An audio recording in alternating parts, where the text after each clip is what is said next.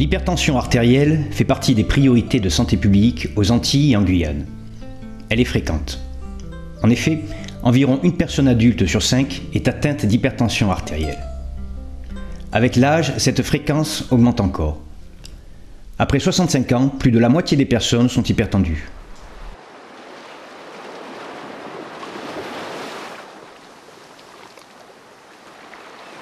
Très souvent, le malade hypertendu ne ressent rien. Dans quelques cas, il aura de temps en temps une vision floue, l'impression de voir des mouches volantes ou des bourdonnements d'oreilles, un mal de tête, surtout le matin. Parfois, il ressentira quelques douleurs dans les jambes, des palpitations, une sensation de fatigue, des saignements de nez, mais rien d'alarmant. Il est donc important de surveiller régulièrement sa tension artérielle. On peut être hypertendu sans le savoir et courir un risque cardiovasculaire sans en être conscient. Après 40 ans, les médecins recommandent de contrôler la pression artérielle au moins une fois par an. Si le père ou la mère a été diagnostiqué hypertendu avant l'âge de 50 ans, cet examen devra être réalisé dès 20 ans.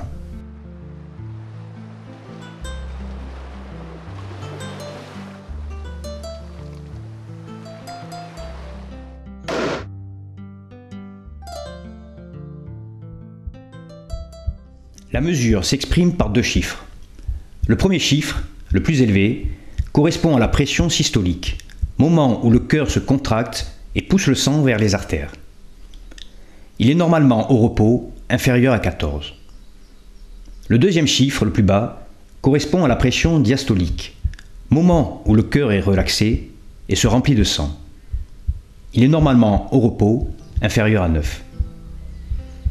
Aujourd'hui, de petits appareils de mesure, disponibles en pharmacie, ont un fonctionnement automatisé et permettent à chacun de mesurer sa pression artérielle.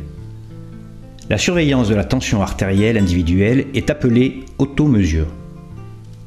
Cette technique est recommandée pour aider le médecin dans son diagnostic d'hypertension et au suivi de l'efficacité du traitement. Elle participe à l'amélioration de la prise en charge des hypertendus. Une liste des appareils agréés par le corps médical est disponible sur Internet en consultant le site .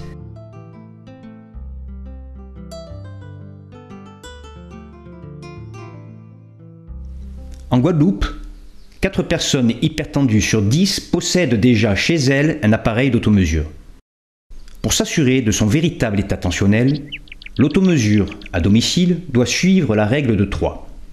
3 mesures le matin, entre le lever et le petit déjeuner, 3 mesures le soir, entre le dîner et le coucher, 3 jours de suite. Les appareils avec brassard appliqués sur le bras sont recommandés par les médecins. Si vous utilisez néanmoins un appareil agréé avec brassard au poignet, il est indispensable que le poignet soit à la hauteur du cœur lors de la mesure.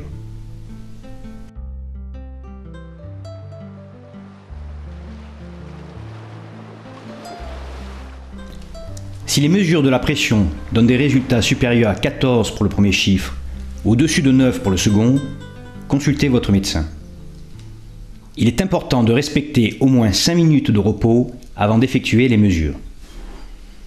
Si le médecin relève lui aussi ces chiffres élevés, il va refaire un ou plusieurs contrôles à 15 jours ou un mois d'intervalle. Si les mesures répétées rapportent toujours des chiffres élevés, plusieurs fois contrôlés, et à chaque fois après 5 minutes de repos, alors il diagnostiquera une hypertension artérielle.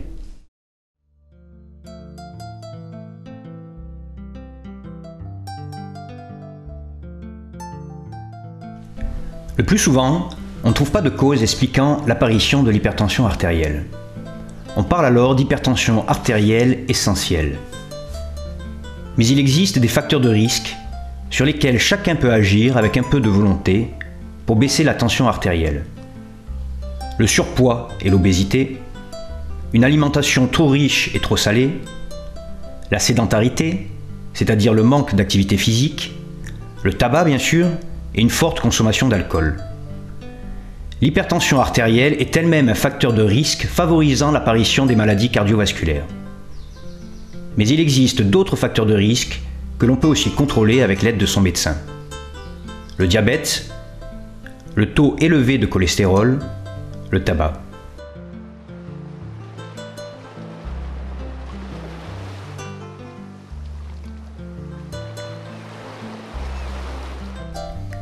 Si elle n'est pas soignée, l'hypertension favorise l'apparition, après quelques années, de maladies graves et handicapantes, comme l'accident vasculaire cérébral ou attaque cérébrale, responsable de décès et de paralysie.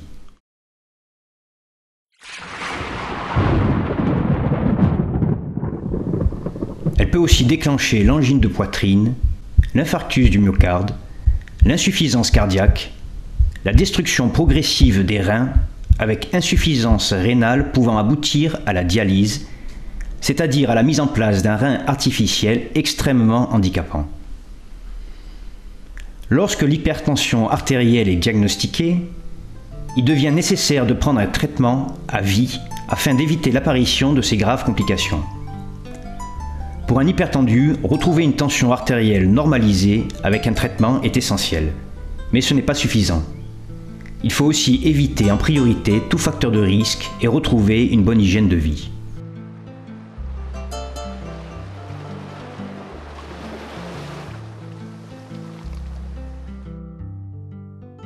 L'équilibre de l'alimentation et la pratique d'une activité physique régulière sont essentiels pour tous, et plus encore pour un hypertendu. Manger plus de légumes et de fruits, au moins 5 parts par jour, faire 2 repas au moins de poisson par semaine, limiter sa consommation d'alcool à 2 verres de vin par exemple par jour, diminuer nettement le sucre, le sel et les aliments gras comme les charcuteries.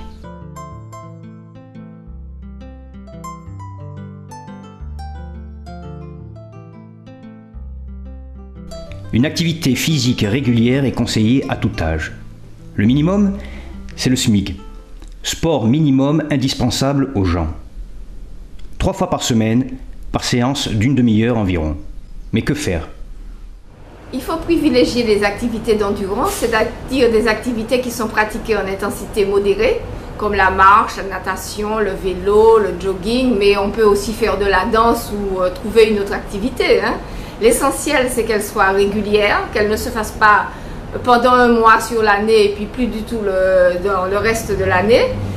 Privilégier peut-être des activités ludiques parce qu'elles seront plus faciles à pérenniser.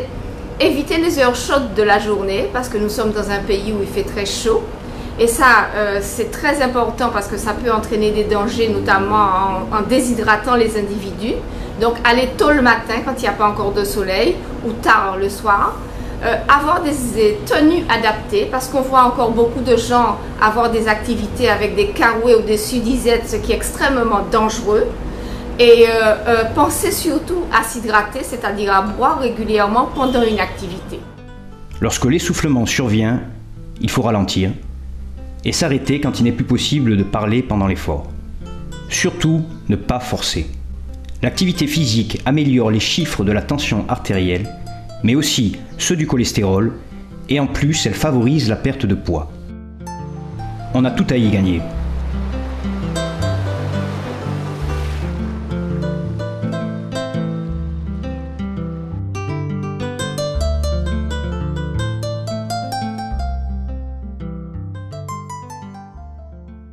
Les médicaments, quant à eux, ont pour but essentiel de faire baisser la tension.